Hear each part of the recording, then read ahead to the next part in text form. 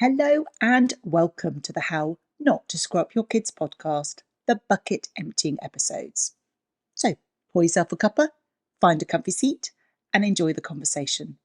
I'm your host, Dr. Mary Han, psychologist and parenting expert.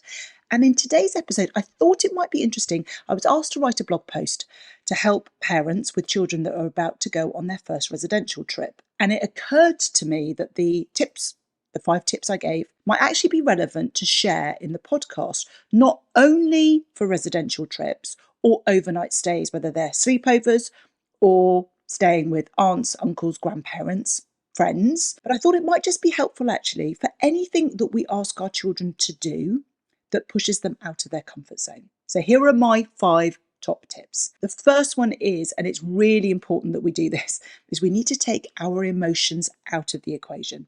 Whether that's the first time your baby is going to be going away from home for the first time and staying away, whether it's you're feeling a little bit nervous about them going away or doing something, or maybe you're just aware of how nervous your child is and you're showing up in that supremely high empath state. What's really important is that we need to take our emotions out of the mix, because it means that we won't show up as best that we can for our child, but it also means that our child is going to pick up on some of that narrative and some of that anxiety that we have. Now, that doesn't mean pretend, that doesn't mean don't deal with your emotions or put a bottleneck on it. It means that in order to deal with your emotions, do what you need to do, but do it away from your child. So if you need to have a conversation with a friend, have a conversation. If you need to talk to your partner about how nervous you feel for them, deal with your emotions as a separate piece to the emotions that your child presents to you. So that's the first thing, is about managing your emotions in that moment.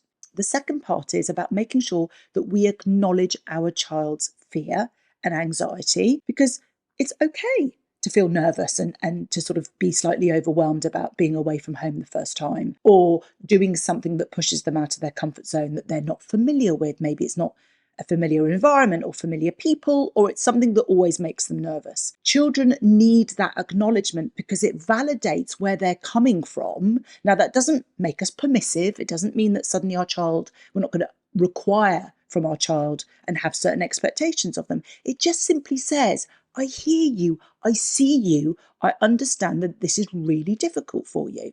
So it's remembering that we need to take our feelings out of the equation. We want to acknowledge their worries and their fears. And then it's about problem solving solutions. So if we're acknowledging that this overnight stay feels absolutely overwhelming, they're worried that they might wake up in the middle of the night and we're not there. What happens if they feel sick? What happens if they have a bad dream? What happens if they can't fall asleep?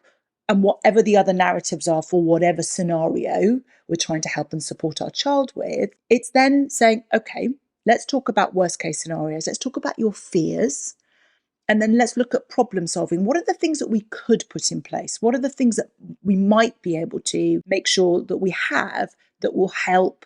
Now, they probably won't necessarily completely alleviate, but might go some way to making that situation, that thought of the potential things happening, feel less overwhelming or be more manageable for them to be able to cope with. So we want to kind of help problem solve.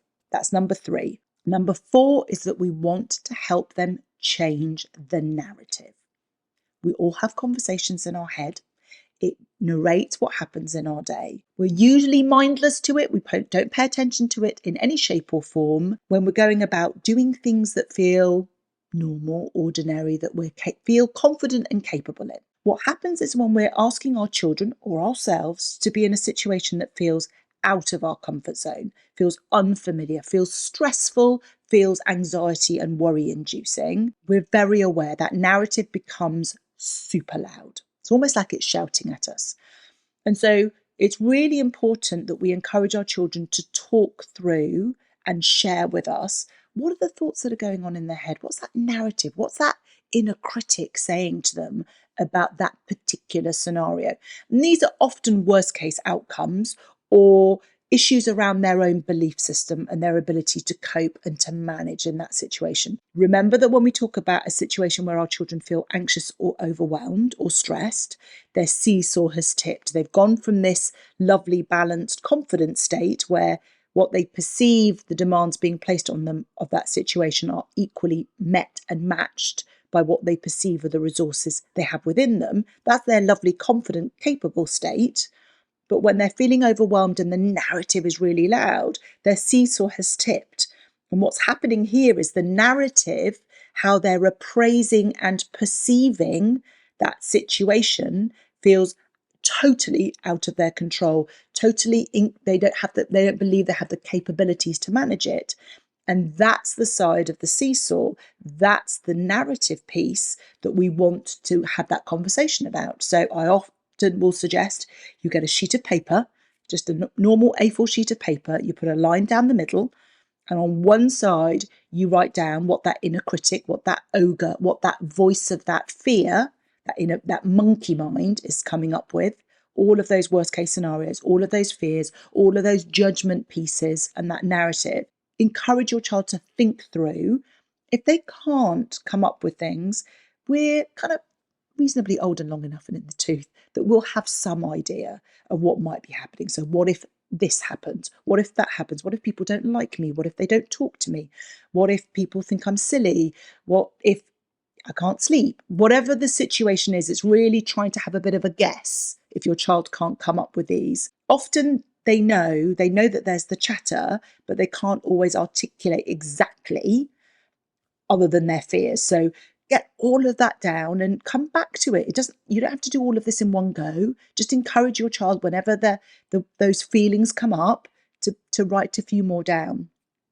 Once you've got that narrative that they've currently got in a calm state, so when your child is not overwhelmed with anticipatory fear about the situation that's upcoming, talk to them about what might be an alternative narrative, maybe the advice that they would give to a best friend, or narrative that where we question how likely is that to happen? What might you actually be able to do? Because the flip side of that is really the voice of their inner cheerleader, the voice of their best friend, their inner champion, that is saying things like, I know it feels really hard, but you've done something like this before and it was all right once you got going.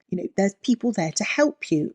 You've got your friends with you, you've got this to look forward to, you've got that to look forward to. It feels scary, but once you get started, things often feel better. So it's really looking at that flip in that narrative, and also remembering that when we're talking about anxiety, when we're talking about worry and overwhelm and stress, it's a high energy state.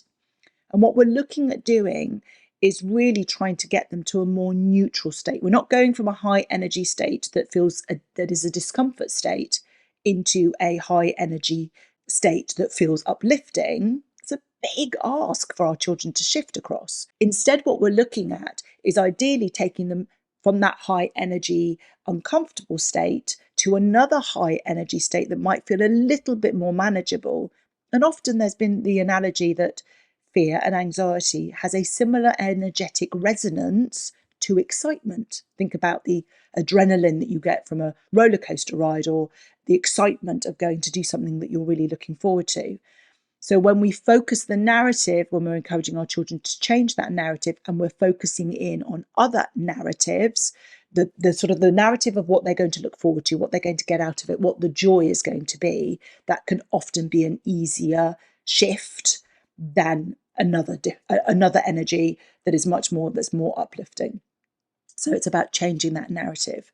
And the fifth bit that is actually really important, that I think we often miss out on, is have those high expectations. Expect that your child will be able to overcome, and approach it that way, and not approaching it from a bullish, pull yourself together, you're absolutely fine, I don't know what you're making such a big fuss about, you'll have a great time once you're there.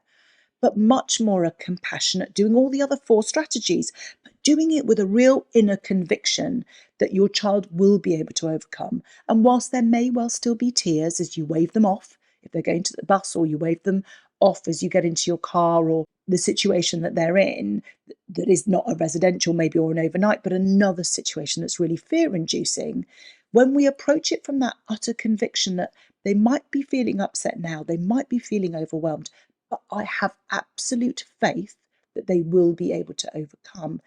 That confidence that we have, that we exude, has this wonderful, wonderful ripple effect for our children as well. So I hope that that's a really useful set of top tips, a bit of bucket emptying, but also a bit of problem solving for you. As ever, if you have enjoyed this episode, if you have found it useful and all my other podcast episodes, I would be so grateful if you could write a little review and rate the podcast and follow it so that others can find us and we can spread the love. So until next time,